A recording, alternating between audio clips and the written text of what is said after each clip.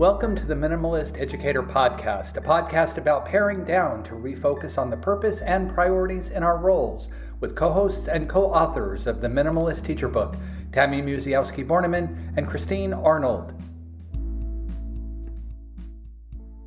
Hi, everyone. Welcome to today's episode. We are talking about minimalism generally and why Christine and I got into this whole world of minimalism in education. So I'm just going to ask my co-author and friend some questions about how we got here. So Christine and I, we met in Singapore, and neither of us are Singaporean. Am I right? That is correct. Yes. Yes. Neither of us were born there. We did not grow up there, but we met there a few years ago in 2015 it was. Correct. And so we both have moved to some places. So can you tell us about that process for you, moving from Australia and to your first move, and that whole thinking around like moving your life, changing your job role, getting involved in a new culture, because that's a lot of stuff. Oh yeah, absolutely. Well, I initially set off from Australia thinking it would just be a 2-year jaunt. I'd do 2 years overseas and have this grand adventure and then turn around and come home again. That was a long time ago and I'm still overseas. So the plans definitely changed there. I definitely remember the feeling of trying to get rid of all of my stuff in Australia before I left, and trying to do it ethically, not just taking everything to the tip, but trying to resell things and pass them on wherever I could. And it was a seriously emotional experience trying to get rid of all of your belongings, because I didn't want to take up too much storage space of any of my family members or anything like that. And so I distinctly remember, like, I'm not going to get this much stuff again. Like this has been too many belongings, and I definitely need to get rid of some of this stuff and keep it back into that smaller amount. And because I've moved, this is my 5th country now that I've lived in, that has definitely been helpful to make sure that I don't collect too many belongings. Like, how many plates do you really need in your life? Right, right. You can usually get by with just a couple, and it's okay. So that has definitely been a feature of me moving from country to country. And so, how did you decide then what you kept to bring with you? Yeah, that's a great question. I had some advice from friends that had moved overseas before, but things that you don't really think about, like if you have anything electrical, the plug is not going to work in your next country. So that's an automatic, right, I can get rid of that.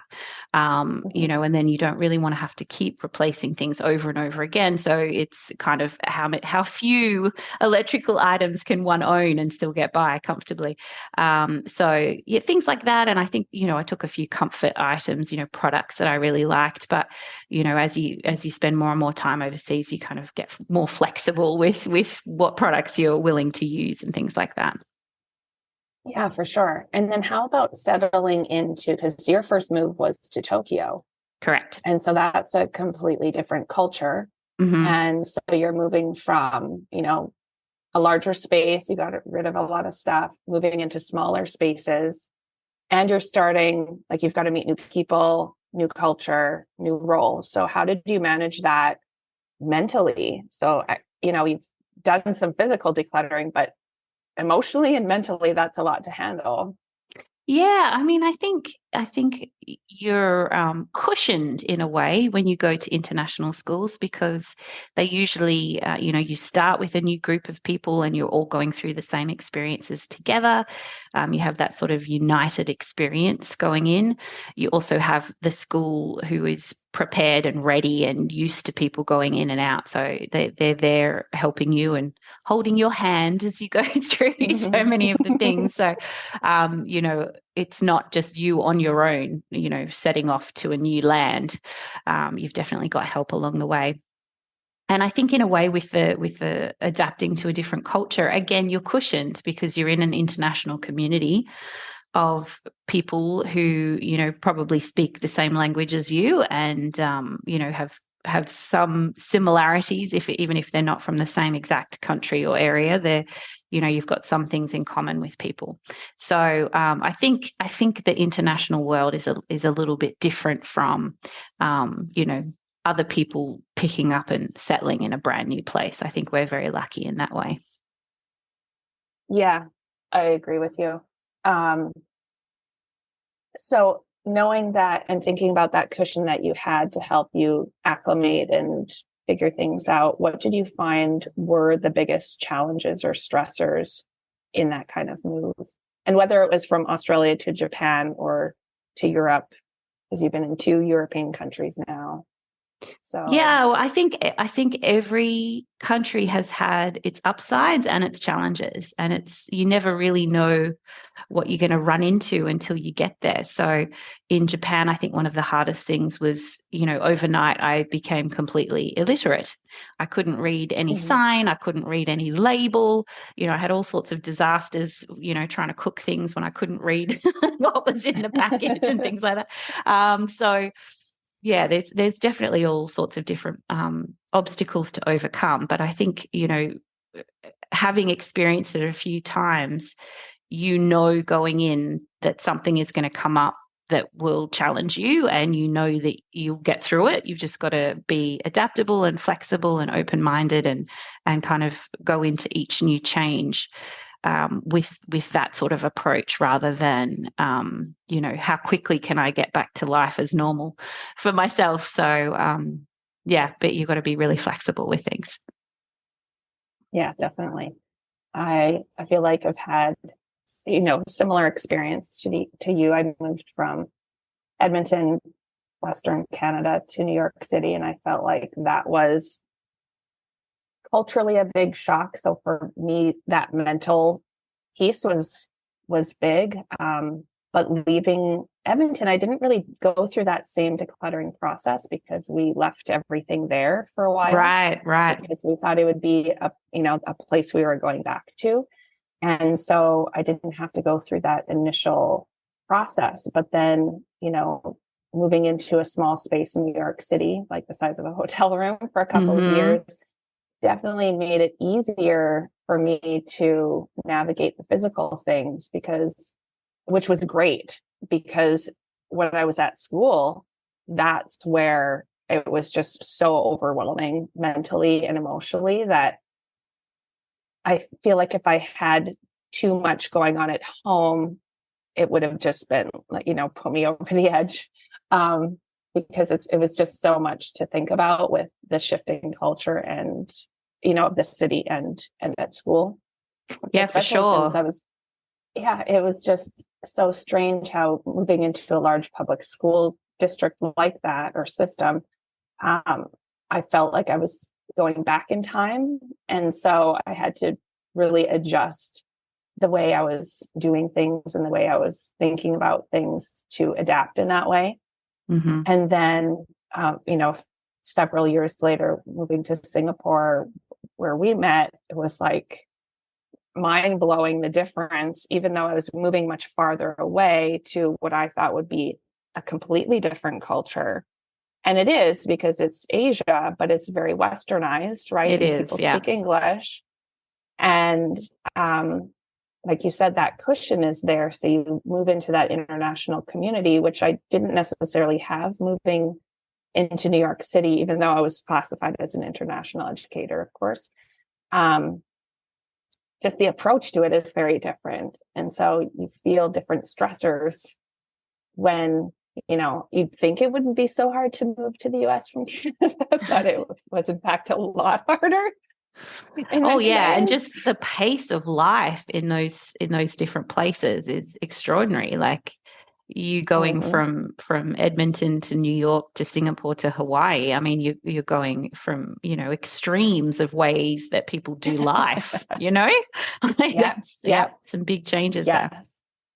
Yeah. Definitely living in island time right now, where things get done, but just at a much more relaxed pace, which I've settled into quite nicely, even though sometimes it's frustrating. But the move from Singapore to here was really hard, though, physically, because getting things to a remote island is not easy, and it's, and it's an expense. So that was a bit hard. And then the shift into a different type of school that I'm working at now, it's very different from everything else that I'd done. And so it's been such a learning process of moving through, like, you're moving your life, changing your roles, meeting the new people, living the new culture. But when I made that shift from New York to Singapore, and I know we've talked about this before, but like, the whole idea of me moving into a classroom where there was just almost nothing in it was just so mind-blowingly amazing. It was like a freeing experience for you, wasn't it? It was. And I just that's such one of my touch point moments in my career, where I just moved from so much stuff in New York City, like people, right? Just crammed spaces all the time. The transportation system, like, you're always with people all the time, and you don't realize how wearing that can be on you in terms of like needing some space. And like, I love the city, I still love it, but it's just hard to, and we're still kind of coming out of a pandemic, sort of, right? So I still am getting used to like being in spaces with a lot of people. Yeah, for sure. So that shift to Singapore, which is, also very populous, but just feels different.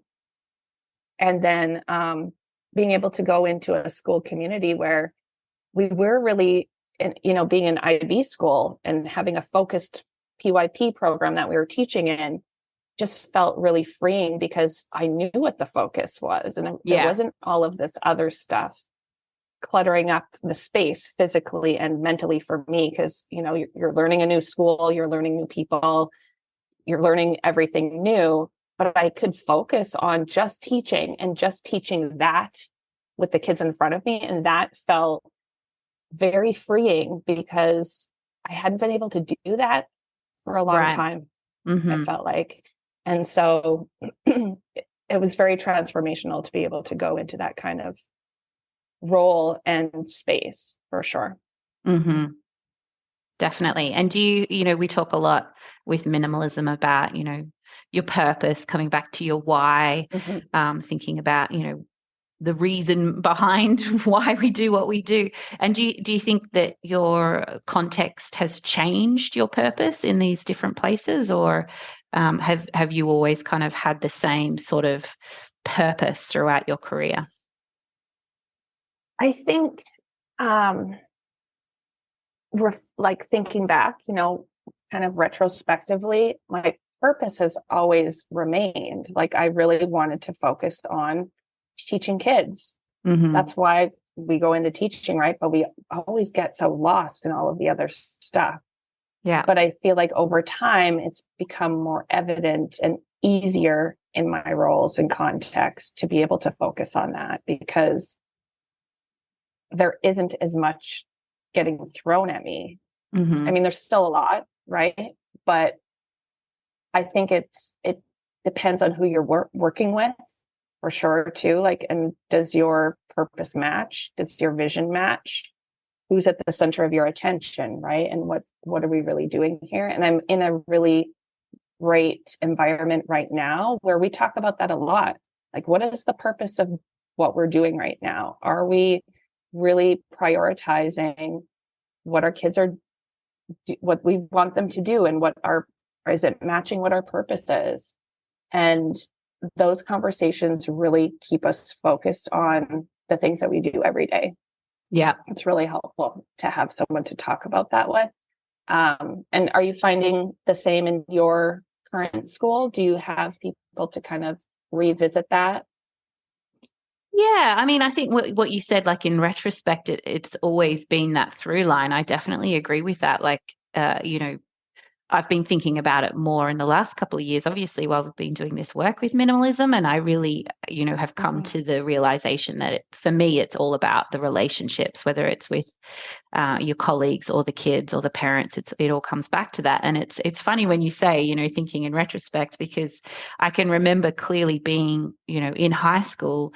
And, you go through that period where you're like, what am I going to do when I go to university? Am I going to go to university? And the thing that I kept coming back to, even back then as, a 15-year-old, was I want to work with people, So obviously that purpose has always been present, way back when. So I definitely agree with you on that one. And it absolutely helps to be able to have people you can bounce that off with and think about it, and who are going to be receptive and listen to you, and not just, let you carry on by yourself talking about these issues. Yeah. Yeah, for sure. Well, I think we'll wrap it up there for this episode for today, Christine. Thanks for kind of unpacking some of that why minimalism piece. And we will see you all in our next episode. Bye. This episode is sponsored by Class Tech Tips. Class Tech Tips save you time in the classroom by making EdTech easier for busy educators like you. You can find them at classtechtips.com. Be sure to join Tammy and Christine and guests for more episodes of the Minimalist Educator Podcast. They would love to hear about your journey with minimalism. Connect with them at PlanZPLS on Twitter or Instagram. The music for the podcast has been written and performed by Gaia Peretti.